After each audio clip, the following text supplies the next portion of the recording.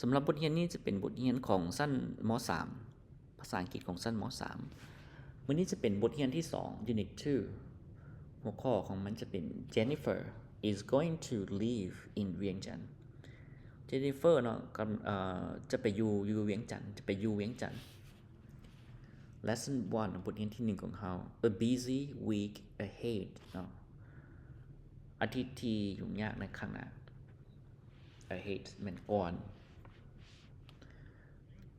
ต่อไปเนาะสำหรับข้อนี้จุดประสงค์ของบทนี้แม่นคือเก่าเนาะเป็นคล้ายๆบทเรียนม.2 บทที่2กันจะเรียนรู้เกี่ยวกับการนำใช้ be going to เกี่ยวกับ future plans using be going to อันเดียวกันเอาล่ะวันนี้มาเบิ่งในหมวดของคำศัพท์เนาะ vocabulary หมวดของคำศัพท์ของบทนี้จะมีแม่งแน่คำว่า photograph คำศัพท์ที่1จะว่า photo เนาะ photograph เนาะ photograph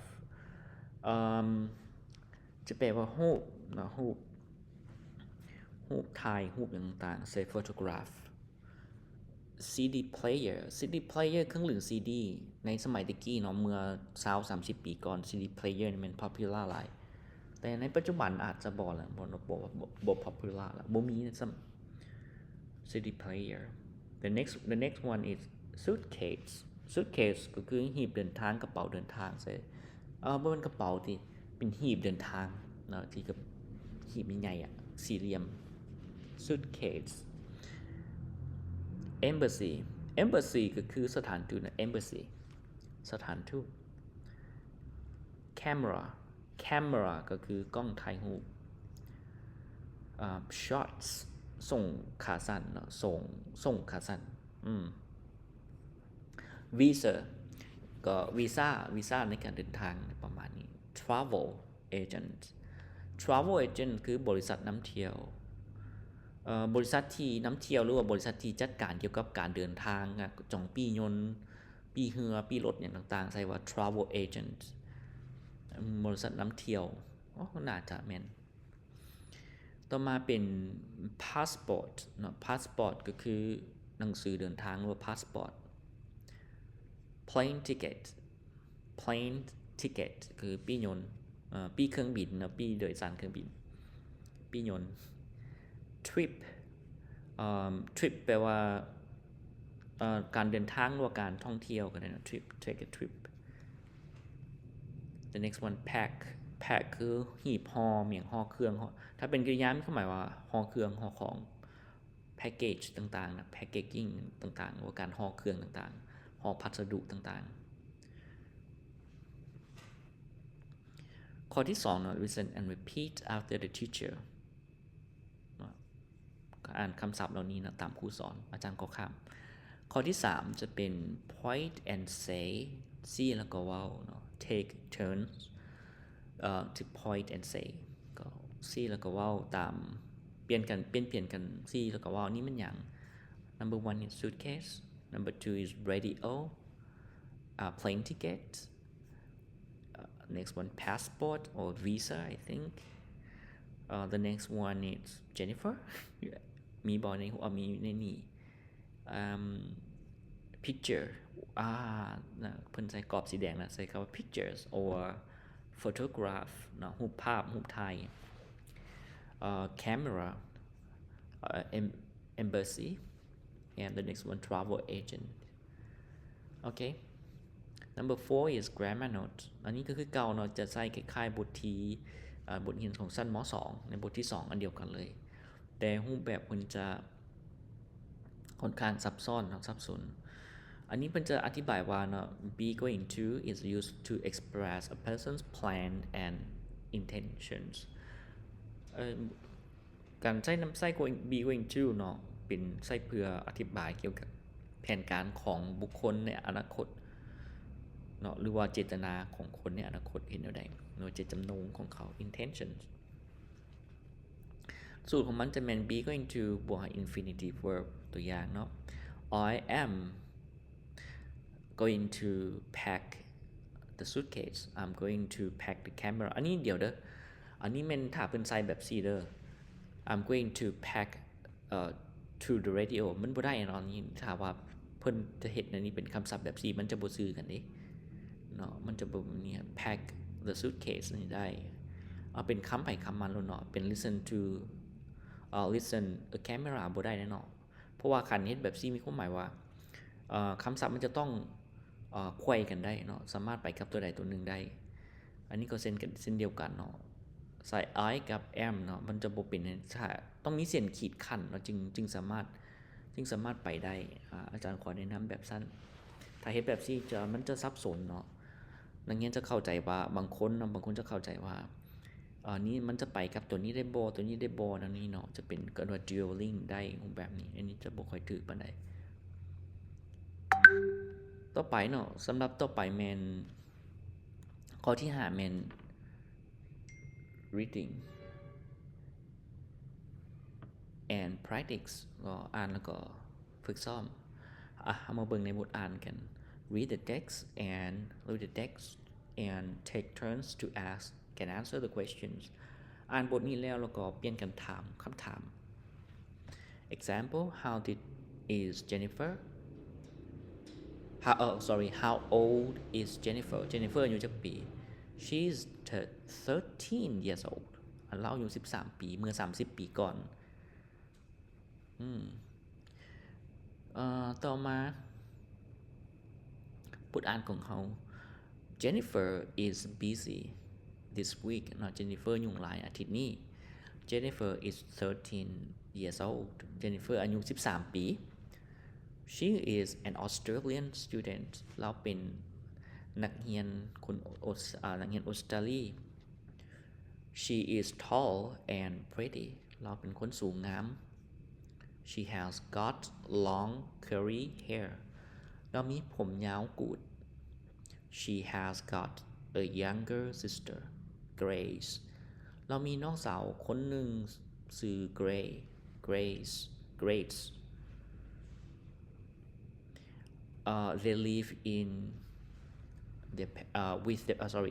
they live with their parents พวกเขาอาศัยอยู่กับพ่อแม่ Paul and Margaret Paul และก็ Margaret in Sydney อยู่ที่ Sydney Jennifer is going to live with her family in Vientiane Jennifer จะไปอาศัยอยู่ในเวียงจันทน์กับครอบครัวของเราอยู่เวียงจันทน์ They are going to fly to Laos next week พวกเขาจะบินมาลาวอาทิตย์หน้า This week Jennifer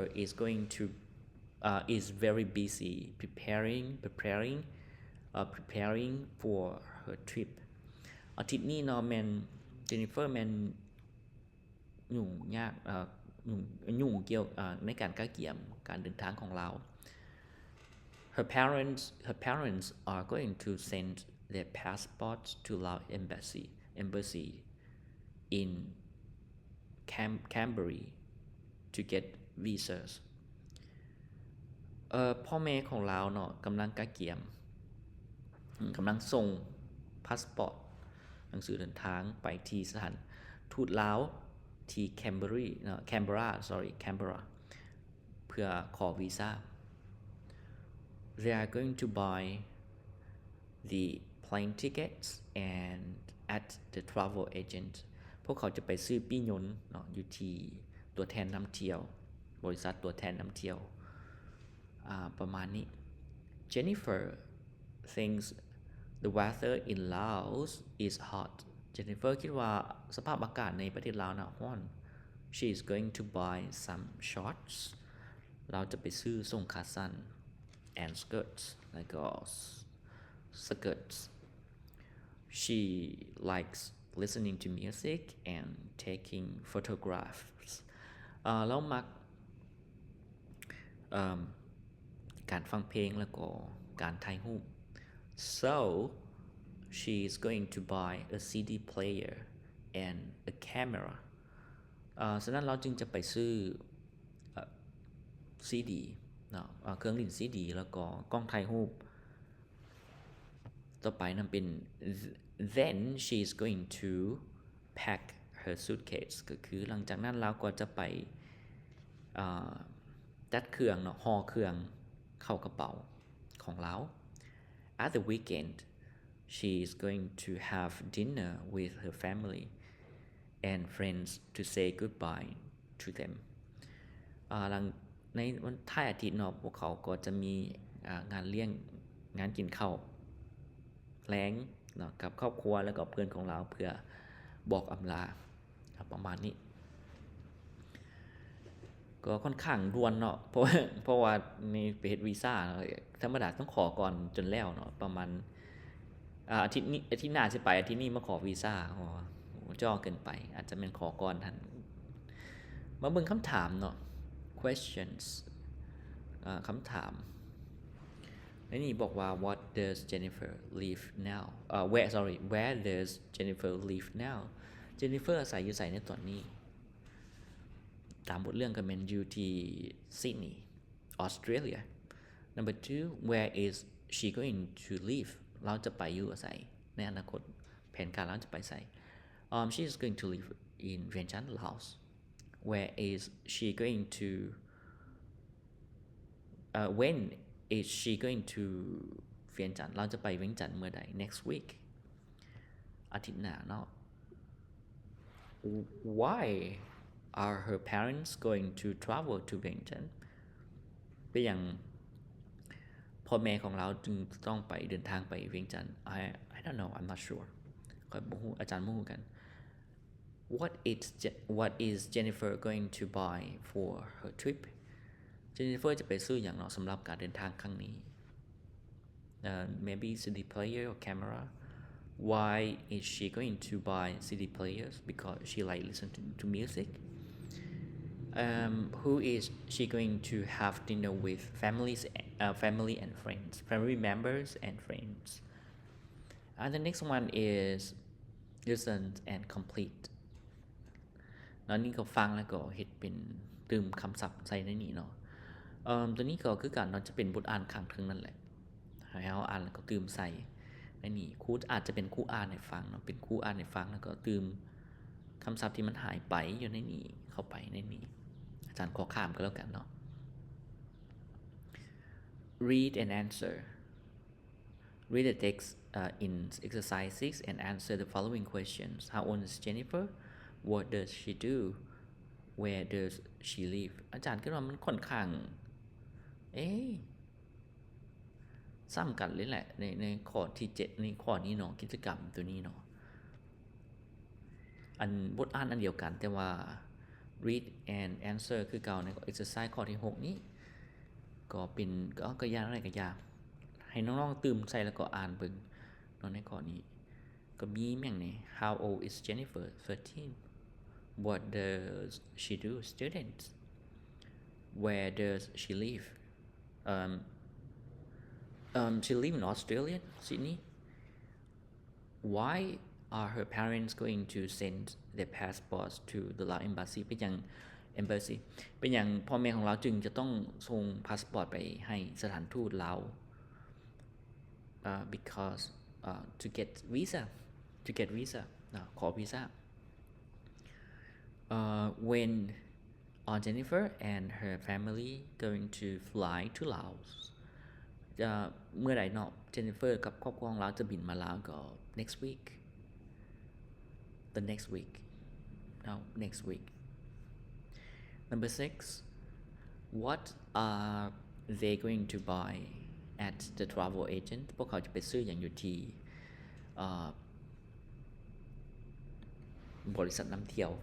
ถ้าแปลตัวแทนนำเที่ยวพวกเขาจะไปซื้อปี่ยนต์เนาะ ticket plane ticket and the last one number 7 what is Jennifer going to do at the weekend having dinner and say goodbye to friends I think and the last one is number 8 use the words and as a guide to write a paragraph about Tom ให้นำใส่คำกริยาข้างลงนี้เนาะให้เขียน paragraph คือเขียนอธิบายเขียนวรรคนึงเกี่ยวกับ Tom มีอย่างไหนในนี้ก็มี13 years old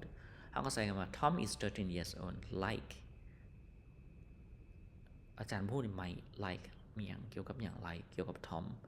โอ้ยมาแบบนี้เนาะอาจารย์ก็ค้าคือกันเด้อ going to